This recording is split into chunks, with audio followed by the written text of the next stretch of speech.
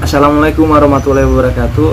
Perkenalkan, nama saya Saiman Masjideli dari Fakultas Teknik Industri semester 3. Ingin menjelaskan ujian akhir semester dari Ibu Khoir, yaitu Kimia Industri.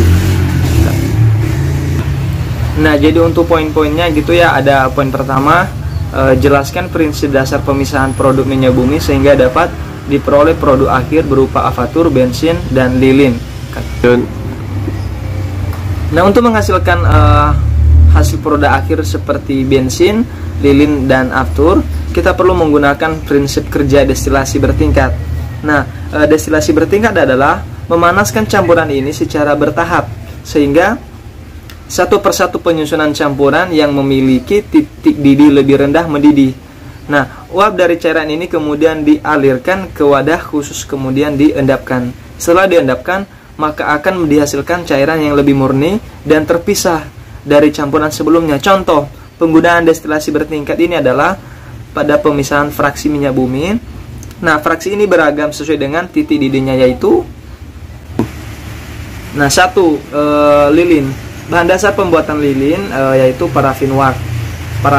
Parafin wax adalah zat berwarna berbentuk kristal dan tidak berbau, dapat berbentuk padat atau setengah padat. Ya, wax yang dihasilkan digolongkan dalam beberapa jenis menurut titik cairannya tertentu, yaitu ada 45 sampai 52 derajat Celcius, 55 sampai 57 derajat Celcius, dan 63 sampai 66 derajat Celcius gitu. Nah, kegunaan parafin antara lain adalah: satu, bahan dasar pembuatan lilin yang biasanya dicampur dengan lemak hewan.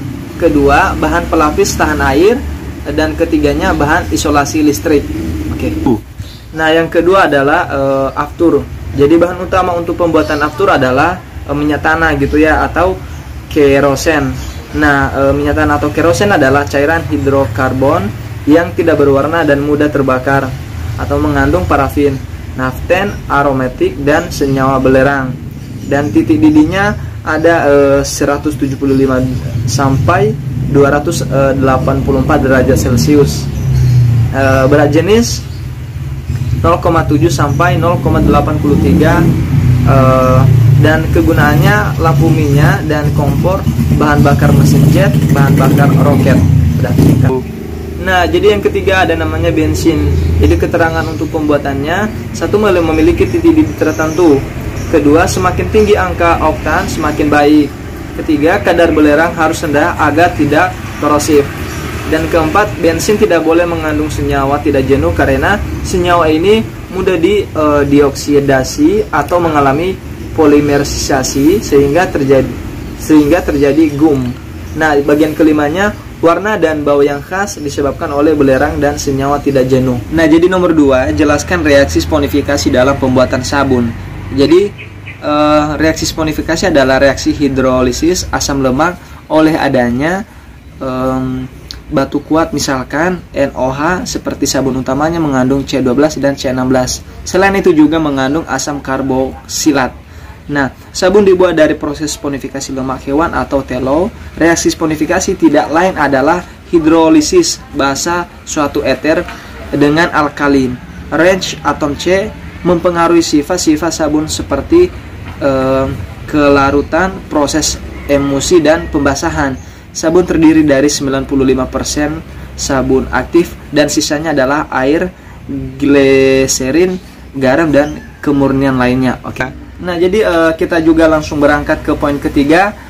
Soalnya adalah dalam proses pengangkutan minyak mentah seringkali terjadi kebocoran sehingga sebagian besar minyak mentah tampak ke permukaan laut.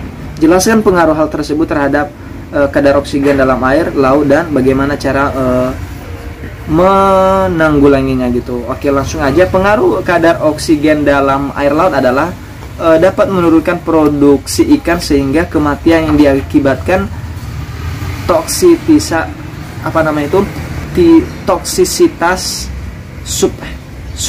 sehingga toksisitas letal secara tidak langsung menyebabkan pencemaran air laut yang dapat membinasakan kekayaan laut dan mengganggu kesuburan lumpur di dalam laut, atau istilahnya rumput laut gitu. Oke. 3. Nah, penanggulangan tumpahan minyak itu bisa dilakukan dengan cara menyisihkan secara mekanis, teknik bioremediasi menggunakan sorbent. Upaya ini lebih strategis adalah tindakan preventif untuk mengantisipasi terjadinya kecelakaan tumpahan minyak itu sendiri. Oke, demikian. Nah, jadi kita langsung berangkat ke poin keempat gitu ya. Soalnya sebutkan gas-gas hasil fermentasi pupuk organik serta jelaskan reaksi kimia fermentasi pupuk organik itu sendiri gitu ya. Jadi gas-gas hasil fermentasi pupuk organik sebagai berikut: 1. Gas mentah atau CH4. Kedua, gas karbon dioksida atau CO2. Nah, reaksi kimia fermentasi pupuk organik menggunakan proses fermentasi yang mana perubahan enzimatik secara anaerob dari suatu senyawa organik dan menjadi produk organik yang lebih sederhana dan simpel untuk digunakan oleh masyarakat. Oke. Nah, jadi kita langsung aja nomor 5. Mengapa minyak sawit dapat diubah menjadi produk bahan bakar? Jelaskan berdasar kemiripan reaksi kimianya gitu ya. Jadi selama ini minyak sawit dapat berubah menjadi bahan bakar sebab Indonesia terus melakukan upaya untuk menciptakan sumber energi ya, istilahnya yang ramah lingkungan, sehingga ditemukannya minyak sawit yang dapat berubah menjadi bahan bakar dengan menggabungkan